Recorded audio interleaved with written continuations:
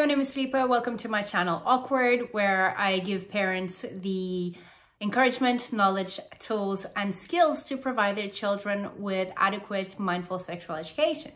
I'm here in the hope that I can help you answer your kids' awkward questions about bodies, feelings, and sex. So today's topic is 5 reasons why we have to respect children's privacy.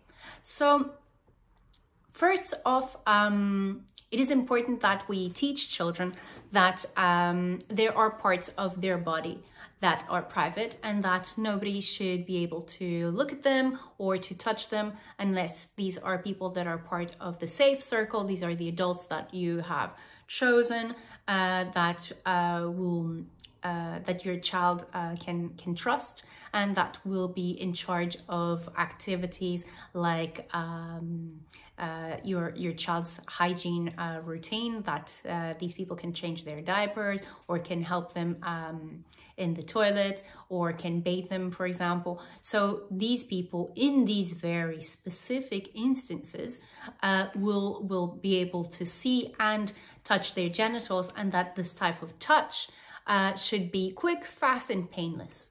It is important that you explain what this touch is meant to feel like, because we understand that different ways of being touched feels differently, and children have this perception as well. So it is important that you explain to your children about their genitals, their functions, and how these are private parts of the body that other people cannot see, and that they're so special that they even have the special little clothes made just for them, called underwear or knickers or whatever it is that you call at home.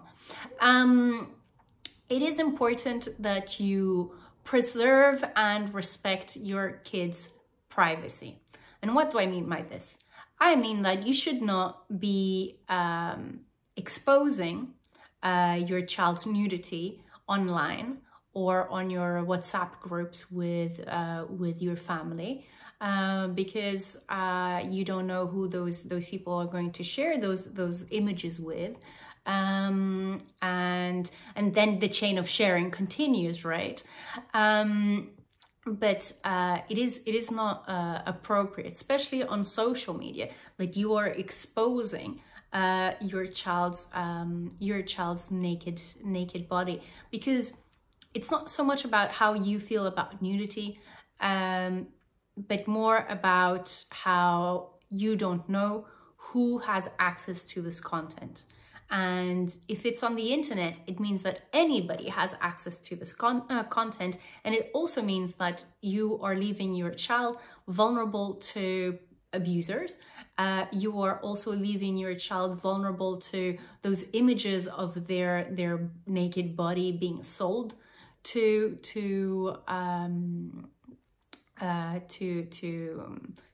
pedophile networks that pay a lot of money for naked photos of children. So it is important to have that in mind, that it's not just about you, how you feel about nudity, whether you feel that it is normal and natural or not. It is more about how this action is leaving your child more vulnerable to exploitation, even if it is not done to them physically. It does interfere in their dignity, right? And this is something that I feel a lot of people forget, is that even children have their right to dignity, right? And to expose them in this way online is not fair to them.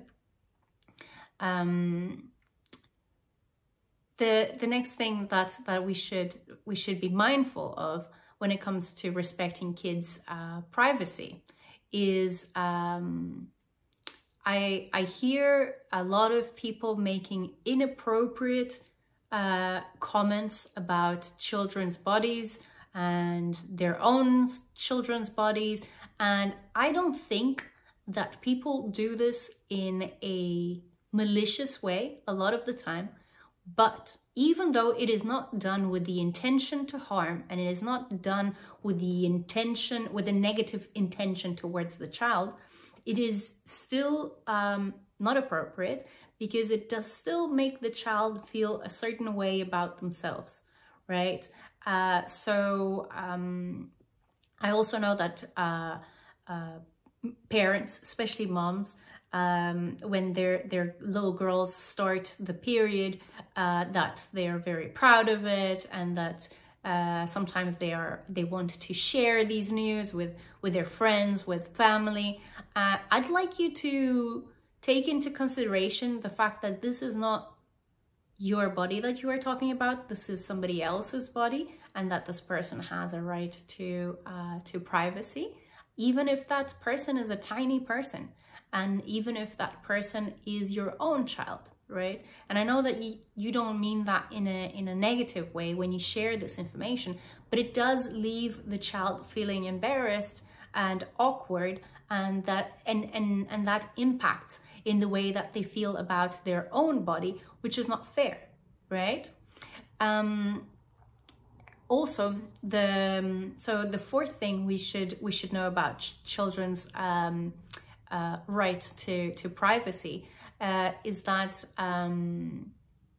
when we don't respect children's privacy, so we explain to them what is public and what is private, and we give them the example of the bus, that the bus is public and the home is private, and we tell them that there are certain behaviors and certain conversations they shouldn't have in front of just anybody, and that certain things are to be talked only with friends and family, and then we almost turn our backs to all these things that we are teaching, and do things like share part of the child's development, you know, especially when it comes to puberty, when girls start growing breasts, or when children start growing pubic hair. You know, this is not helpful for the child, and it also hinders their ability to learn the concepts of privacy, intimacy, public, private, again, consent, respect, and these are essential concepts in the construction of anybody's sexuality.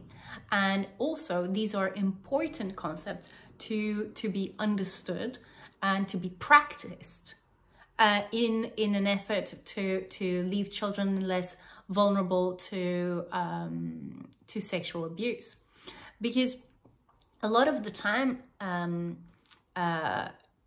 parents will think they have given a preventative sexual education that helps kids protect themselves from sexual abuse, and they know, you know, body safety rules and what to do, and then they act in a way that is counter the message that they have just given. So for example, you know, you teach about consent, but then when your kid is playing and asks you to stop tickling, and you don't stop tickling. So in one hand you're teaching, you know, consent is important, and you know, your voice must be heard and you're allowed to say no, and on the other hand, what you are doing the total opposite. So it is important that we reinforce these concepts that we talk about. So for example, it gets to an age where kids start demanding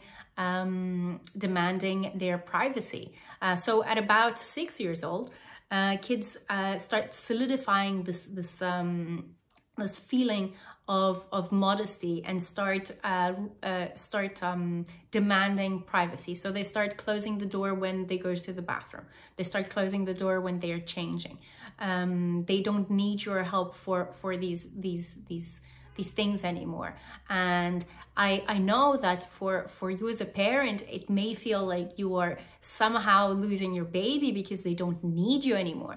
But I would like to tell you that this is not the case, that they don't need you anymore. It's just that they don't need you in that way anymore, and you should be proud of that, because it means that their psychosexual development is healthy and is occurring at a good pace and an expected and normal pace, and that, you know, your child will never stop needing you. They will just need you in a different way. They don't need you to wipe their bum anymore, but they might need help with homework. They might need help, you know, advice about relationships. So it's important to understand.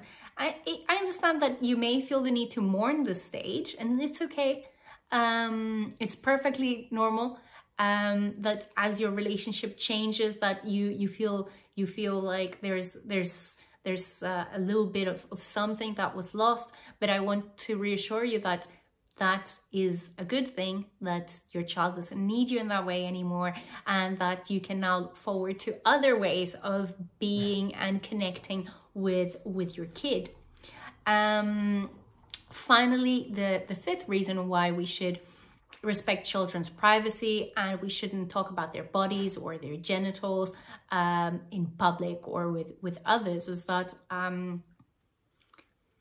we don't know who is a sexual abuser, who is a child sexual abuser, right? We know that 90% of the cases of sexual abuse, child sexual abuse, that it is somebody in the family or close to the family. So you shouldn't talk about kids' genitals or their physical development, because sexual abusers are aroused by this kind of conversation. And that's something that obviously we don't want to think about, that these people are walking among us and that they are so close to us. But the truth is, the sad truth is that they are, and that it should be your first priority to protect your child. And this is also done by respecting their privacy, understanding that they are, albeit a tiny human, they're still a human, and they deserve for their dignity and privacy to be preserved. Let me know what you think about this topic. So comment, share, like, and subscribe, and thank you.